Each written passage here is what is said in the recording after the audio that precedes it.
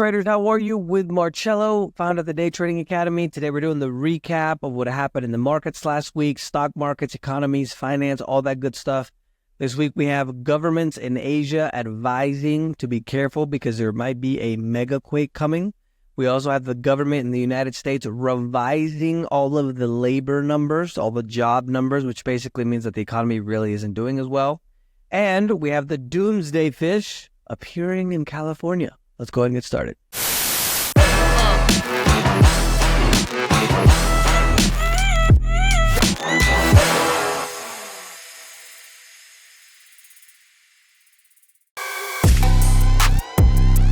We did have the recent inflation data that came out. The CPI showed prices rose 2.9%, which was below the expected 3% that the Fed wanted. Remember that the Fed doesn't go out and kind of keep track of the groceries that have gone up, 50%, 100% for you and I. They look at numbers like the CPI that they concoct to kind of base on what to do with the economy and things like that. So according to their numbers, there's now more of an expectation that we're going to get a drop in the rates in September, which is an overall good thing for the economy, considering that you and I, consumers, people like you and I going out and spending money is almost 70% of the economy.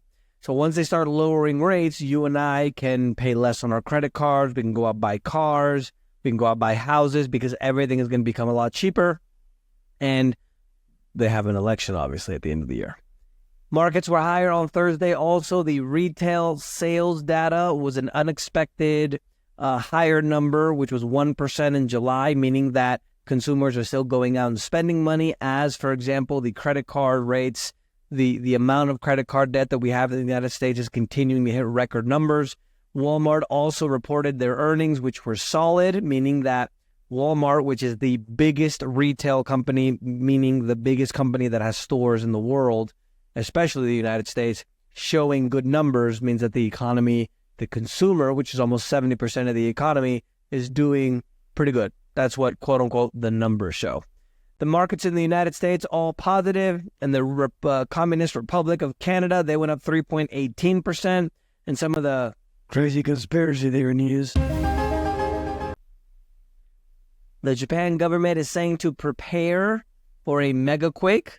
Remember that Japan is actually one of the places where they're in the Ring of Fire. If you guys don't know what that is, it's basically a picture, just a circle around the Pacific Rim of all the lands, meaning Japan down to the Philippines, to Indonesia, Australia, North Australia, New Zealand. Then it kind of crosses the ocean, hits Chile. Then it goes up all of South America, Peru, Colombia, all of Central America, Mexico. It gets to California, the whole Pacific coast of the U.S., Vancouver, all the way to Alaska. And so the Philippines even, which is in that Ring of Fire as well, is also advising their citizens that they should prepare for a mega quake as well. And in California, what's called an oarfish, which is kind of known in indigenous tales and Indian tribes as a doomsday fish, basically came to the shore in South California. Just to give you an example, in 2011, before the 9.1 earthquake hit in Japan, 20 of these oarfish, what's the plural of that? Oarfishe, landed in the beaches there in Japan. So the theory, and this has no correlation, nothing of this stuff has been studied yet, but in my view, what is basically happening is, since they live in the bottom of the sea, if we're getting a lot of tectonic activity, there's a lot of lava, magma, and gases that are going to the bottom of the ocean. So that's why these fish kind of go up, because they die from the gases and the lava. Imagine you're in a house and you can't breathe. What are you going to do? You're going to try to go outside, right? The Canadian government has also issued an advice warning for citizens to prepare about a hypothetical new virus that could lead to food and fuel disruptions. I would believe the Communist Republic of Canada on that one. And the first time in history, 30-year-olds are not going to make more money than their parents. There was a study that was done by Harvard that found 90% of the children born in the 1940s grew up to make more than their parents by the age of 30. So that to me kind of encompasses what's going on with the U.S. economy overall, because in reality, if every kid always made more than their parents by the time they were 30, that means the economy is getting better for each generation. whereas now, not bueno. The mainstream media is absent about reporting dozens of record low temperatures across the Midwest and the United States. Over 50 cities had a record amount of cold, 40 and 50 degrees, literally right now in the middle of the summer. And overseas market news, the European markets were mostly higher. The DAX in Germany and in Italy were the biggest winners there. Latin American markets were mostly higher. The biggest market in Latin America, which was the Bovespa, went up over 2.50%. Africa and the Middle East was mixed, with Egypt being the biggest winner there. And in the far, far east, Asia, Australia, that whole area, we have the Nikkei being the biggest winner out of all the markets that were relatively positive. Not a whole lot of news in the crypto space outside of the fact that Bitcoin for the week was negative 1.82%, 59,000. It was hovering around 59,500 when I took the numbers. Obviously, that can change quite a bit because if you watch this video on Sunday or Monday or Tuesday or whenever you watch it, that can change quite a bit. So just keep that in mind. And commodities and energy, the crude markets both went down. Well, the international one went up just a little bit by 0.02%. But basically, there's a situation where there's a lot of economic numbers, especially coming out of China, that are not bueno. Things like iron ore, for example, which is a big material, industrial material that they use. The demand is down, the production is down, and other things as well. And the other thing is that we were expecting this kind of huge retaliation attack from Iran against Israel, and that hasn't materialized yet. And so that's part of the reason why the oil markets is relatively negative to stable so far for the week. Iron ore, the prices hit its lowest level since 2022 on the concerns of a lot more supply than demand. China's steelmaker crisis as well. They're having a big problem as they're starting to hoard a bunch of unused steel that they can't sell. And the futures market sank for the fourth day in Singapore. If you guys don't know, the CME in the United States in Chicago, the Chicago Mercantile Exchange, houses the majority of the futures being the majority of kind of raw materials, right? Things like oil and corn and all this kind of stuff. But there has been some movement outside in Singapore. That's where they do the iron ore futures. China is also the largest importer of seaborne iron ore and sets the tone for the global market. So remember, they're still the second largest economy in the world, and their production is down 9%, which means that overall the economy is not doing bueno. Gold topped 2,500 for the first time ever, another record high on hopes that the Fed is going to drop the interest rates in September. The reason that inverse relationship works is the fact that when they lower interest rates, the demand for the dollar goes down and everything that's priced in dollars goes up. So there's an inverse relationship. There's a little bit of an added bonus there where there's a situation where people are very concerned about the debt situation in the United States. So they're starting to flock to safe havens like gold, silver, Bitcoin, for example, as well. It's gone up quite a bit in the last 6 months. And so the people kind of flocking there as soon as they lower rates, and there's going to be another big jump in these markets. And that's part of the reason why I love silver. Gold for the week went up 3.16% to 2,508 with 70 cents, and silver went up 5.70% to 29.11. Financial and banking news, the U.S. records the second biggest July deficit in history. That's the federal debt. 25% of the tax revenue went to pay just the interest on the debt. So now, eventually we're going to get to a point where we're going to need more than what the government makes to pay the interest on the debt and the debt. And we have a situation now where a lot of this debt is rolling over when before it was basically 0% interest rate, right? 1%, 2%. And now it's up to 6, 7, 8%.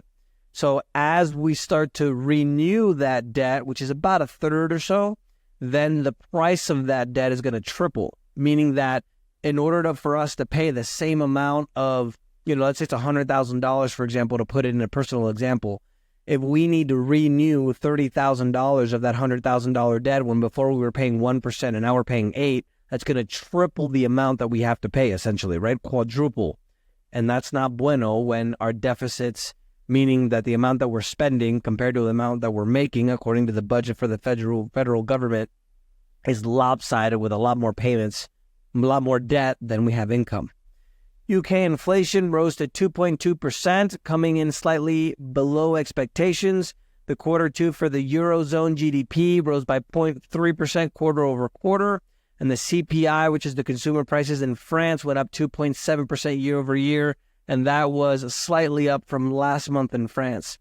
The economic news, the Bureau of Labor Statistics, which is basically a government entity that reports all this nonsense, revised the job numbers from April 2023 to March 2024 by 1 million jobs, meaning that over that period, which is essentially a year, when they were talking about, oh, the job creation is great, it's above expectations, now everything is changing and those are going to below expectations, which indicates that the job market in the United States is in far worse shape than what they want us to believe.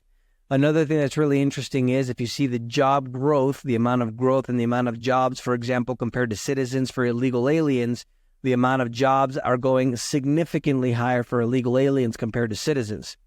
Singapore saying that its economy grew by 2.9% in quarter two from a year ago. The GDP in Japan, which remember they're still the fourth largest economy in the world, beat analysts' expectations. They grew by 0.8% quarter over quarter. And the retail sales in China grew by 2.7% year over year, beating expectations as well. And the UK economy rebounding after the quote-unquote recession that they had, they grew 0.6% in quarter two. And I don't know if you guys have heard of what's going on in the UK right now, but they just voted the communists back in power.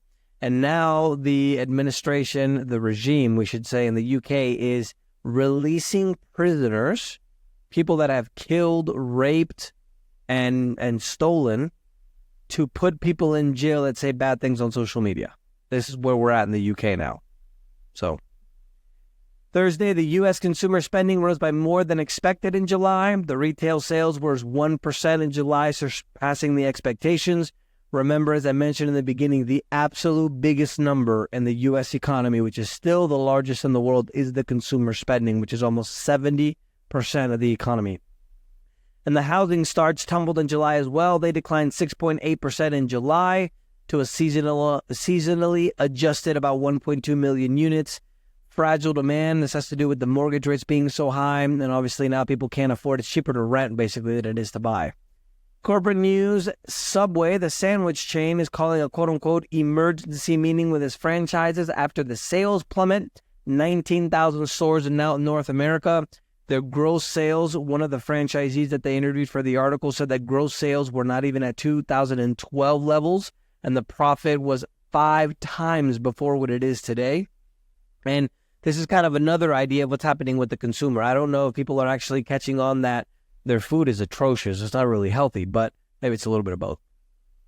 Viasat, which is another satellite company, they collapsed over 22%. This is actually the lone company that's competing with Elon Musk's SpaceX, which obviously they're going to not do very well because SpaceX or Elon Musk is the man.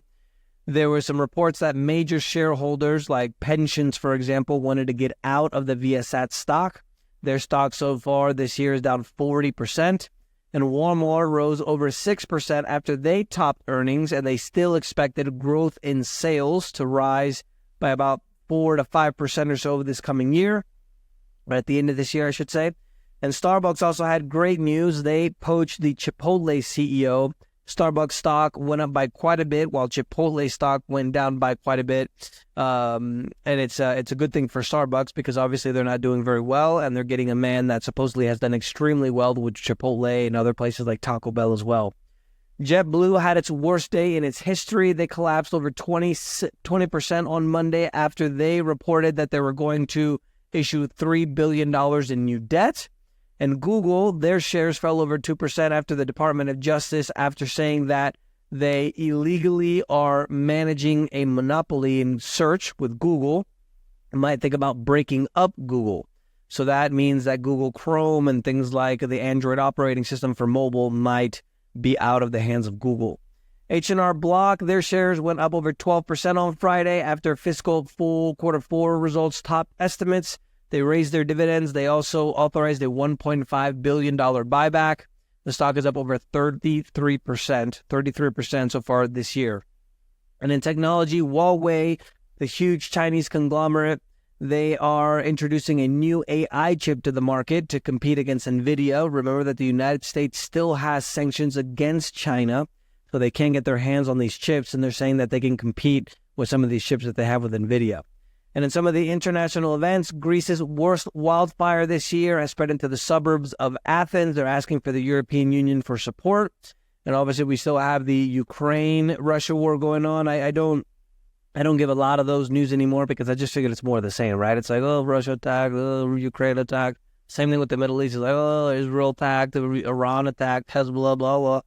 So let me know if you guys want more details on that. But I just figured unless, there was some overly different news, it's kind of much more of the same.